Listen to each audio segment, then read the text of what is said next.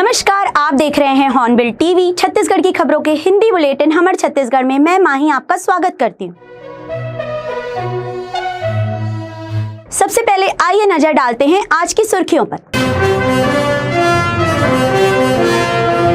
गुजरात के अहमदाबाद में हुए बड़े विमान हादसे पर छत्तीसगढ़ के मुख्यमंत्री विष्णुदेव साय और उप मुख्यमंत्री अरुण साव ने किया शोक व्यक्त। कहा, यह घटना देश को झकझोर देने वाली है। कांग्रेस अध्यक्ष मल्लिकार्जुन खड़गे ने प्रधानमंत्री मोदी के 11 वर्षों के कार्यकाल की गिनाई 33 गलतियां। छत्तीसगढ़ के मुख्यमंत्री विष्णुदेव साय ने दिया जवाब। छत्तीसगढ़ प्रदेश कांग्रेस अध्यक्ष दीपक बैज ने कैबिनेट मंत्री केदार कश्यप, सांसद महेश कश्यप और पूर्व केंद्रीय मंत्री अरविंद नेताम को भेजा मानहानि का नोटिस। मुख्य समाचारों के बाद अब खबरें विस्तार से। गुजरात के अहमदाबाद में शुक्रवार को हुए बड़े विमान हादसे पर छत्तीसगढ़ के मुख्यमंत्री विष्णुदेव साय और उप मुख्यमंत्री अरुण साव ने गहरा शोक व्यक्त किया है। एयर इंडिया का ड्रीम लाइनर विमान अहमदाबाद से लंदन के लिए उड़ान भर रहा था, लेकिन टेक ऑफ के महज 5 मिनट बाद ही मेघानी नगर क्षेत्र में क्रैश हो गया। विमान में कुल 242 यात्री सवार थे। यह विमान क्रैश होकर बीजे मेडिकल कॉलेज पर जा गिरा, जिसके बाद उसमें आग लग गई। मुख्यमंत्री साय ने हेलीपैड पर मीडिया से चर्चा के दौरान कहा कि यह बेहद दुखद और हृदय विदारक हादसा है। उन्होंने मृतकों की आत्मा की शांति और घायल यात्रियों के जल्द स्वस्थ होने की कामना की। हाँ, गुजरात में एक दुखद हादसा हुआ है। अहमदाबाद से लंदन एयर इंडिया का एक विमान जा रहा था जो अहमदाबाद में ही क्रैश हो गया है और उसमें 242 यात्री सवार थे और अभी तक एग्जैक्ट जानकारी नहीं आई है, लेकिन घटना बड़ा दुखद है। हम सभी लोग उसके प्रति दुखी हैं और मृतकों की आत्मा को शांति मिले, इसकी प्रभु से प्रार्थना करते हैं। वहीं उप मुख्यमंत्री अरुण साव ने भी हादसे को लेकर गहरा दुख जताते हुए कहा कि यह घटना पूरे देश को झकझोर देने वाली है। अहमदाबाद में एक बहुत ही हृदय विदारक दर्दनाक घटना की खबर आई है। लंदन जाने वाली एयर इंडिया की विमान जो है क्रैश हुआ है और जैसा बताया जा रहा है कि 242 लोग उसमें सवार थे। बहुत ये हृदय विदारक दर्दनाक घटना है और बचाव दल जो है वहाँ पर पहुँच गया है। तत्परता से कार्यवाहियाँ हो रही है। उम्मीद करते हैं कि बहुत जल्दी घटना की बहुत वस्तु स्थिति पता चलेगी। देश में प्रधानमंत्री नरेंद्र मोदी के नेतृत्व में केंद्र सरकार के 11 साल पूरे होने पर जहां भारतीय जनता पार्टी संकल्प से सिद्धि अभियान चला रही है, वहीं कांग्रेस अध्यक्ष मल्लिकार्जुन खड़गे ने इन 11 वर्षों में प्रधानमंत्री द्वारा 33 गलतियां करने का आरोप लगाया है। इस पर छत्तीसगढ़ के मुख्यमंत्री विष्णुदेव साय ने तीखा पलटवार किया है। मुख्यमंत्री साय ने मीडिया से चर्चा के दौरान कहा कि पिछले 11 वर्षों में भारत ने ऐतिहासिक विकास किया है। साय ने कहा कि मोदी सरकार ने गरीबों को पक्का मकान, हर घर में बिजली और पाइपलाइन से पानी पहुंचाने का काम किया है। जनधन योजना के तहत करोड़ों लोगों के बैंक खाते खुले हैं। एयर कनेक्टिविटी और परिवहन क्षेत्र में अभूतपूर्व विकास हुआ है। सर्जिकल स्ट्राइक और ऑपरेशन सिंदूर जैसे फैसलों का जिक्र करते हुए मुख्यमंत्री साय ने कहा कि अगर यह सब कांग्रेस को नहीं दिखता तो उन्हें चश्मा बदलने की जरूरत है। 11 वर्षों में ऐतिहासिक विकास इस देश ने किया है। माननीय हमारे देश के यशस्वी प्रधानमंत्री श्री नरेंद्र मोदी जी के नेतृत्व में एक तो पूरे विश्व में मान और सम्मान हमारे देश का बढ़ा है। 140 करोड़ भारतवासियों का बढ़ा है और एक समृद्ध और सशक्त देश के रूप में उभरा है।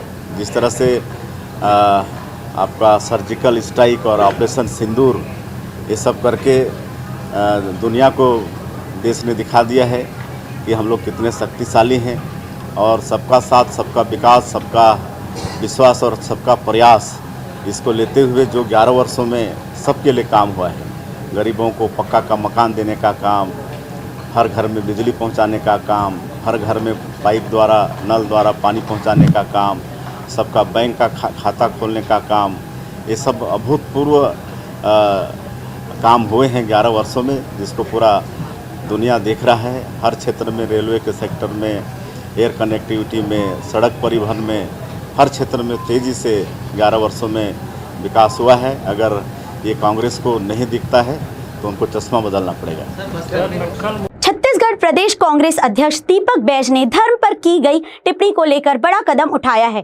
उन्होंने कैबिनेट मंत्री केदार कश्यप, बस्तर सांसद महेश कश्यप और पूर्व केंद्रीय मंत्री अरविंद नेताम को मानहानि का नोटिस भेजा है। बैज ने कहा कि इन नेताओं के बयानों से वे व्यक्तिगत रूप से आहत हुए हैं। उन्होंने आरोप लगाया कि ये नेता उनकी छवि को खराब करने की कोशिश कर रहे हैं। प्रदेश में रेत माफिया के बढ़ते हौसले पर भी बैज ने सरकार को घेरा। बैज ने आरोप लगाया कि धमतरी, राजिम, बलरामपुर और राजनांदगांव जैसे जिलों में खुलेआम अवैध रेत खनन हो रहा है और रोकने वालों पर हमले किए जा रहे हैं। उन्होंने कहा कि प्रदेश के गृह मंत्री के प्रभार वाले जिलों में फायरिंग की घटनाएं हो रही हैं। जिस तरह से पिछले दिनों अरविंद नेताम जी और प्रदेश के मंत्री केदार कश्यप जी और बस्तर के वर्तमान सांसद महेश कश्यप जी, ये तीनों ने जिस तरह से मेरे ऊपर धर्म को लेकर ये लोग सवाल किया है और कहीं न कहीं कि मुझे इस बात से आहत हुई है, राजनीतिक रूप से भी, क्योंकि इसलिए कि मैं बस्तर के हक के लिए, वहाँ के लोगों के लिए, वहाँ की जनता के लिए जल जंगल जमीन खनिज संसाधन बचाने के लिए लड़ाई लड़ रहा हूँ और पूरे प्रदेश में इस सरकार के खिलाफ मैं मजबूती के साथ लड़ाई लड़ रहा हूँ। अब राजनीतिक रूप से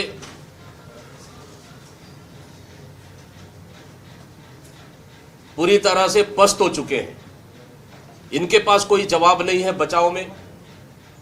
बस्तर की जनता, क्षेत्र की जनता, प्रदेश की जनता लगातार पूछ रही है कि खनिज संसाधनों को निजी उद्योगपतियों के हाथ में क्यों बेच रहे हो।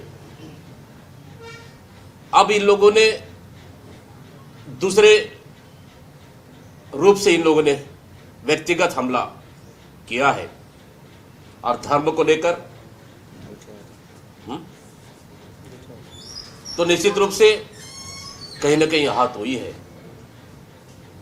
और इसको लेकर मैंने इन तीनों नेताओं को मानहानि का नोटिस भेजा है। मैंने कहा था, चुनौती दी थी कि अगर हिम्मत है, सच्चाई है, तो फिर इनको साबित करना चाहिए। मैंने चुनौती दी थी, लेकिन अब तक उस चुनौती को इन्होंने साबित नहीं कर पाए और ना ही कर पाएंगे, क्योंकि असत्य, झूठ और फरेब की राजनीति करना इनकी फितरत सी बन गई है। लोगों में झूठ और भ्रम फैलाना इनकी आदत सी बन गई है। इसके खिलाफ में आज मैंने मानहानि का नोटिस भेजा है तीनों नेताओं के खिलाफ में, तो निश्चित रूप से और मानहानि नोटिस जाने के बाद जवाब का इंतजार करेंगे और निश्चित रूप से सार्वजनिक माफी मांगना चाहिए कि ताकि भविष्य में इस तरह से किसी भी राजनीतिक व्यक्ति का ऊपर किसी भी इस तरह की लांछन लगाने से पहले एक बार नहीं 10 बार उनको सोचना पड़े। जो सत्य नहीं है उसको राजनीतिक की दुर्भावना से, उनके ऊपर अनर्गल आरोप लगाने से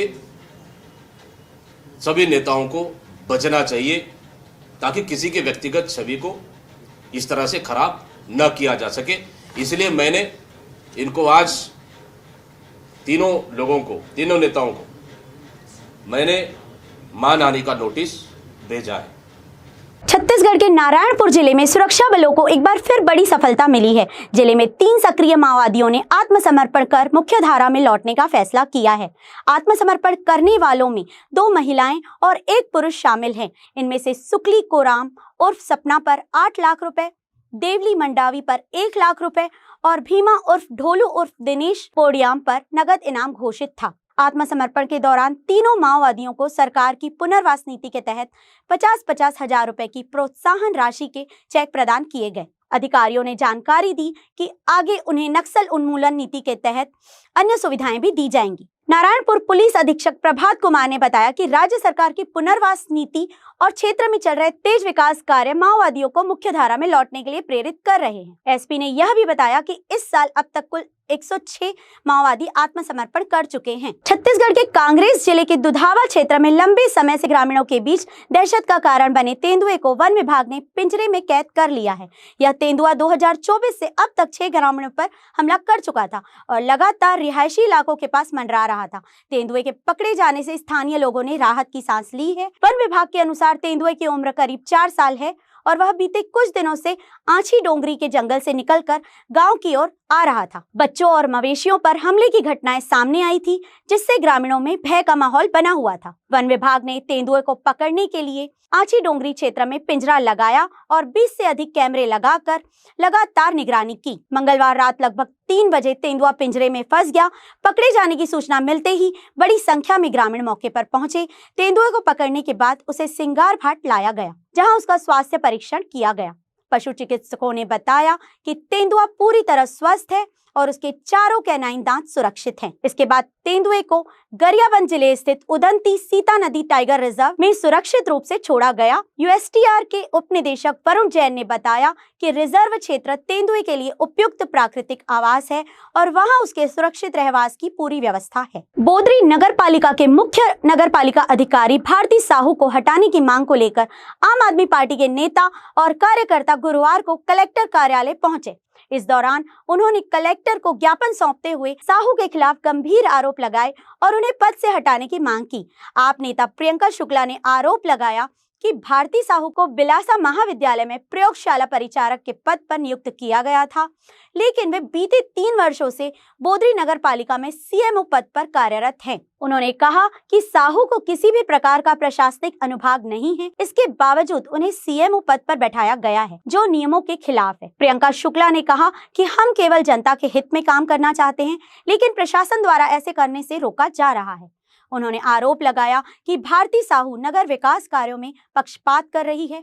आप नेता विजय ने भी सीएमओ पर मनमानी करने का आरोप लगाते हुए कहा कि गलत तरीके से उन्हें पदस्थ किया गया है, जिससे नगर के विकास में बाधा उत्पन्न हो रही है। आम आदमी पार्टी ने देखा होगा नगरीय निकाय चुनाव में एक अच्छा रिजल्ट दिया था बोदरी से, बिलासपुर जिले से, और बोदरी में हमारी जो अध्यक्ष नीलम विजय वर्मा जी, हमारे जो पार्षद हैं, वो लगातार जनता के लिए बहुत काम करने की कोशिश में लगे हुए हैं, लगातार कर रहे हैं। लेकिन वहाँ पर जो सीएमओ है भारती साहू, जिनका हम डे 1 से इस बात के लिए विरोध नहीं कर रहे कि उनको हटा दो, बल्कि उसकी जगह कोई और भी आए और गलत करेगा तो उसका भी विरोध करेंगे। लेकिन भारती साहू जी का ऐसा रवैया है कि अगर हमारे अध्यक्ष कोई बात कह रही हैं तो उनका एजेंडा शामिल नहीं हो पाना, उसको सही से कम्युनिकेट नहीं करना।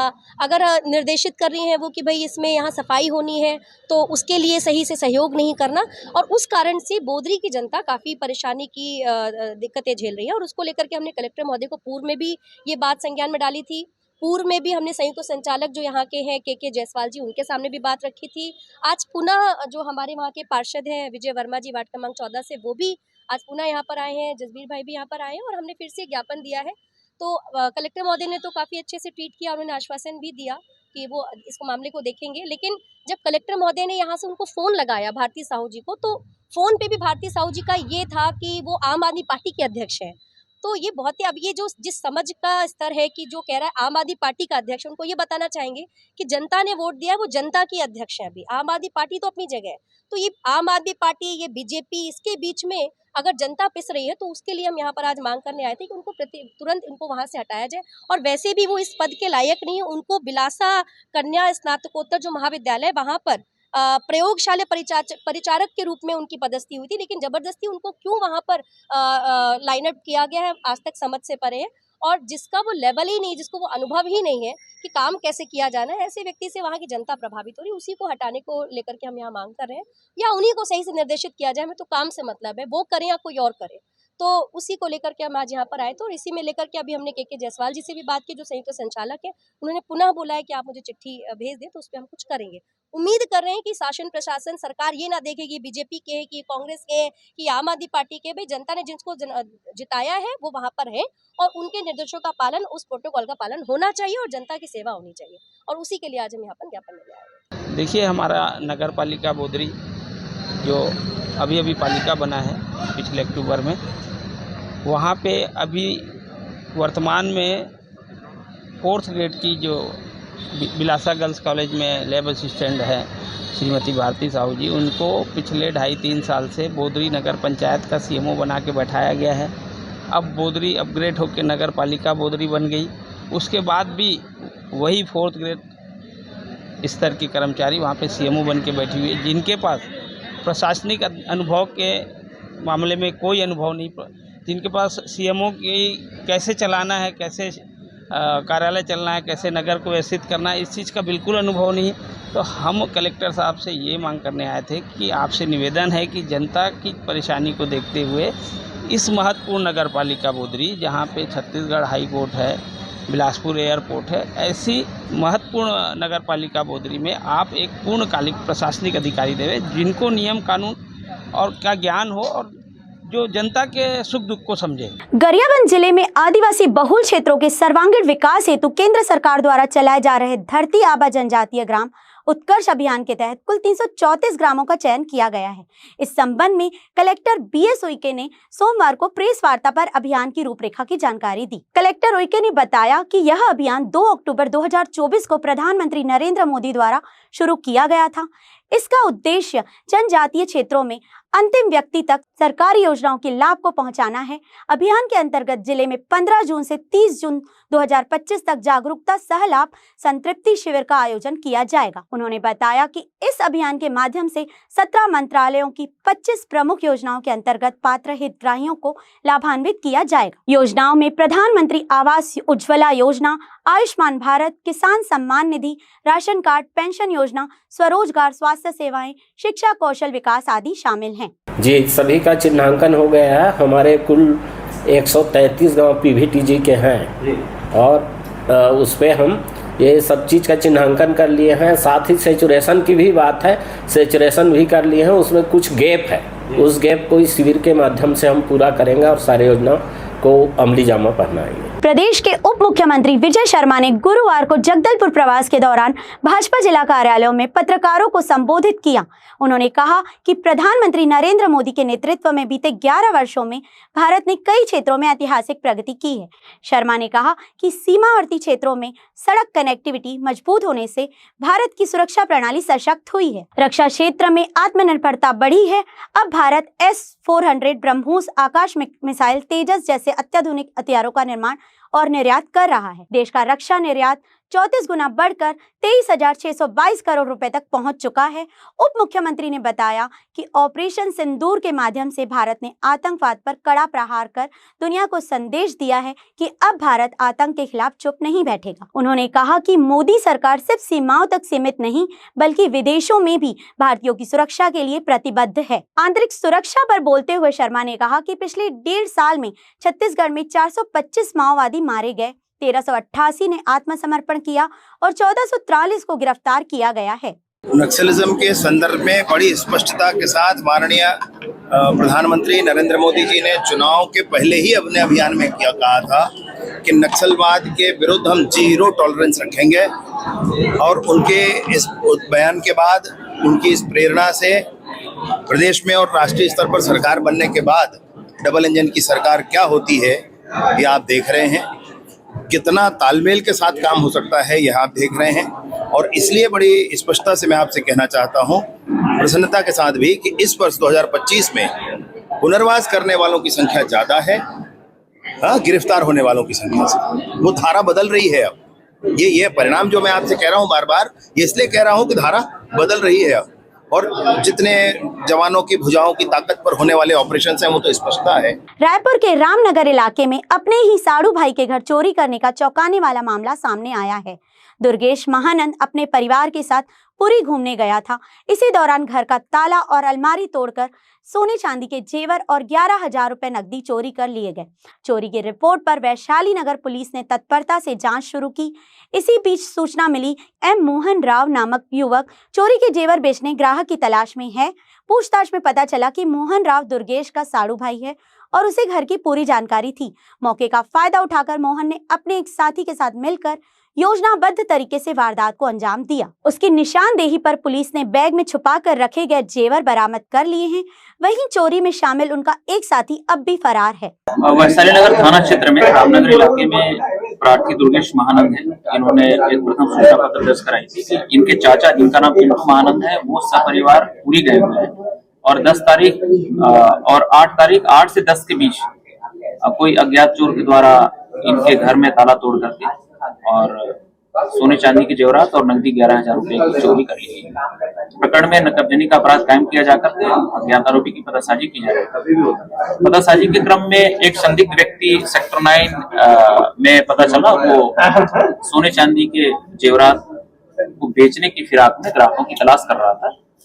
उससे पूछताछ करने पर उसने अपना नाम एम मोहन राव बताया और उसने इस संपूर्ण प्रकरण में अपनी संलिप्तता स्वीकार करते हुए एम मोहन राव बताया कि जो पिंटू महानंद है वो उसका सगा साधु है और एम मोहन राव जो आरोपी है उसको इस बात की जानकारी थी कि पिंटू महानंद जब भी सपरिवार बाहर जाता है तो कैश और नकदी के साथ साथ जो भी जेवरात है वो घर में ही छुपा करके जाता है अपने आगे। इसको लालच आया, ये अपने एक अन्य दोस्त के साथ 8 और 9 की दरमियानी रात अपने साधु पिंटू महानंद के घर में गया और ताला तोड़ करके ये पूरे मसरूं का सोने चांदी के जो जेवरात है वो और नकदी 11,000 रुपए चोरी किए।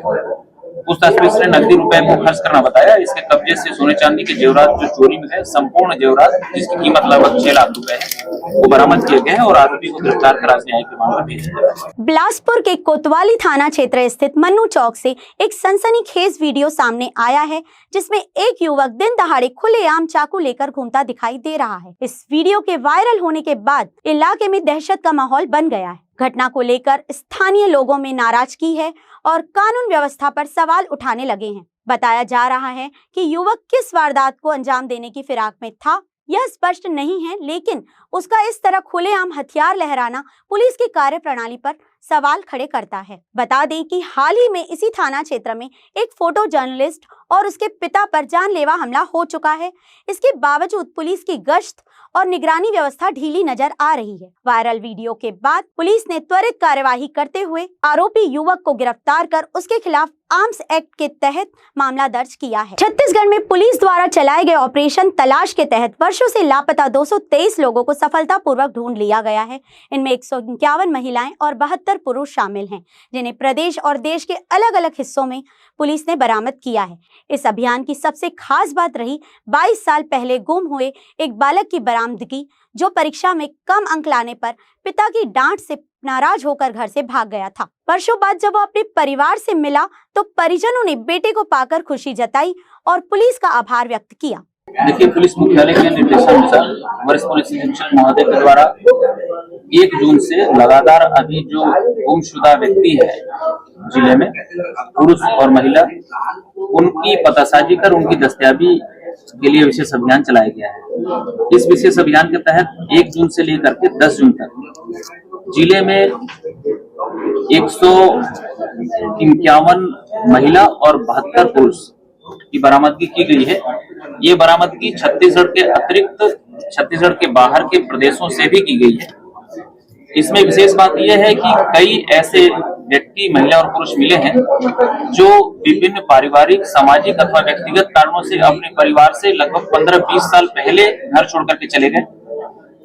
घर वालों से उनका कोई संपर्क नहीं था। विभिन्न माध्यमों से संपर्क किया जाकर के उनकी बरामदगी की गई है। इस प्रकरण में एक मानवीय पहलू ये है कि लगभग 22 वर्ष पूर्व भट्टी थाना क्षेत्र का एक बालक, वो अपने पिता की डांट के चलते 10वीं में कम नंबर आने के चलते वो यहाँ से चला गया था।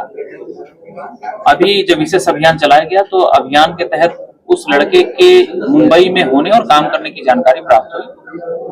22 वर्षों बाद उसको मुंबई से बरामद किया गया और बरामदगी पश्चात उसको उसके परिजनों से मिलवाया गया है। आज के अंक में बस इतना ही। छत्तीसगढ़ की ताजा तरीन खबरें जानने के लिए देखते रहिए हॉर्नबिल टीवी।